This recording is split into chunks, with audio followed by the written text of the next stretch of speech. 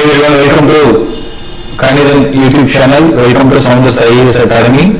இன்னைக்கு நாம நான் முதல்வன் எக்ஸாம்ல கேட்கிற ஒரு கொஸ்டினுக்கான சொல்யூஷன் தான் பார்க்க போறோம். இது வந்து சீட்டிங் அரேஞ்ச்மெண்ட் ரிலேட்டடான கொஸ்டின். ஸோ கொஸ்டின் என்னன்னு பார்க்கலாம் பாருங்க. கொஸ்டின் என்ன கொடுத்துருக்காங்க அப்படின்னா 9 employees KLMNOPQR and S are sitting in the office in a straight line, all facing the east. மொத்தம் 9 பேரு ஆல் ஃபேசிங் ஈஸ்ட் அப்படின்னா ஈஸ்ட் எதுன்னு சொல்லி தெரிவிட்டோம் நம்ம இருக்க தேவையில்லை. All are facing same direction அப்படிங்கிறது இந்த மாதிரி ஒரு சின்ன ஸ்டேட்மெண்ட்ல மென்ஷன் பண்ணிடுவாங்க. ஆல் ஃபேசிங் நார்த்னு கொடுத்தவங்களோ ஆல் ஃபேசிங் சவுத்னு கொடுத்தவங்களோ எந்த பிரச்சனையும் கிடையாது. இதுக்கான யூசேஜ் என்னன்னு பாத்தீங்கன்னா எல்லாரும் ஒரே டைரக்ஷனா பார்த்துட்டு இருக்காங்க அப்படிங்கிறது தான் இது வந்து நம்ம எடுத்துக்க வேண்டிய விஷயம்.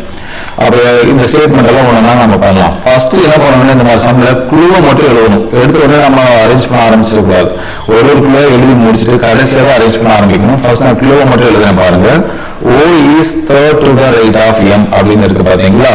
O is third to the right of M அப்படின்னா M இனுடைய first right, second right, third ரைட்ல யார் இருக்காங்க? O.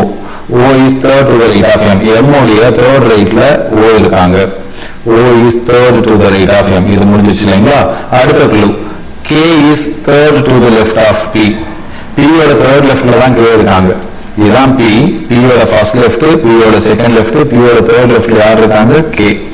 K is third to the left of P.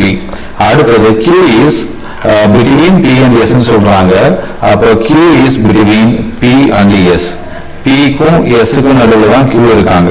Q வந்து யாருக்கு நடுவில் இருக்காங்க? P க்கும் S க்கும் நடுவில் இருக்காங்கன்னா P க்கு S ன்னு இருக்கலாம், S க்கு P ன்னு இருக்கலாம், ரெண்டுமே நான் எழுதி வச்சுக்கலாம் அந்த கிளவுக்கு. N is fourth to the right of M. N is fourth to the right of M னா இங்க M இருக்கு பாருங்க, இதை பேஸ் பண்ணி சால்வ் பண்ணிக்கலாம். N is fourth to the right of M னா M இனுடைய fourth rightல M இருக்காங்க. M உடைய ஃபர்ஸ்ட் ரைட், M ஓட செகண்ட் ரைட், M ஓட தேர்ட் ரைட், M ஓட ஃபோர்த் ரைட்ல யார் இருக்காங்கன்னா N இருக்காங்க. அதுல இங்க M இருக்கனால M பேஸ் பண்ணி N நாம ஃபிக்ஸ் பண்ணிடலாம்.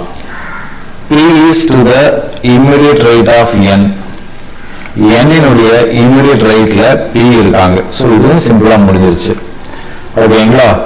R is fourth to the left of O. R is fourth to the left of O னா O ஓட fourth leftல R இருக்காங்க.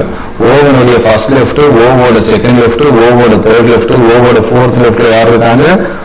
R. R is fourth to the left of O.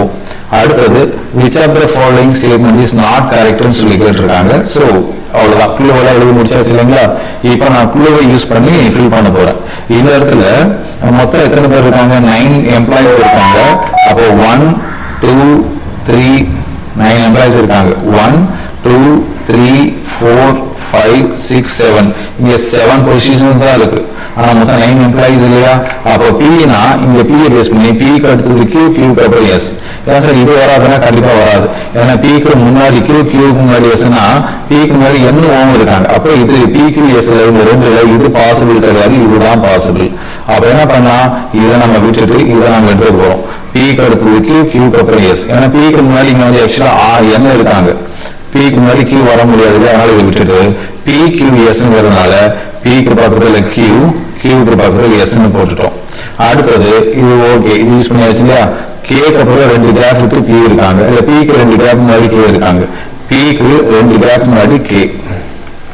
P னுடைய first left, second left, third left யாருங்க? K இருக்காங்க. இப்போ எல்லாரும் எழுதியாச்சுங்க. யார் missing அப்படின்னா K, L காணோம் இல்லைங்களா? L இங்க போட்டுக்கோங்க. L M N O P Q R S எல்லாருமே வந்தாச்சு.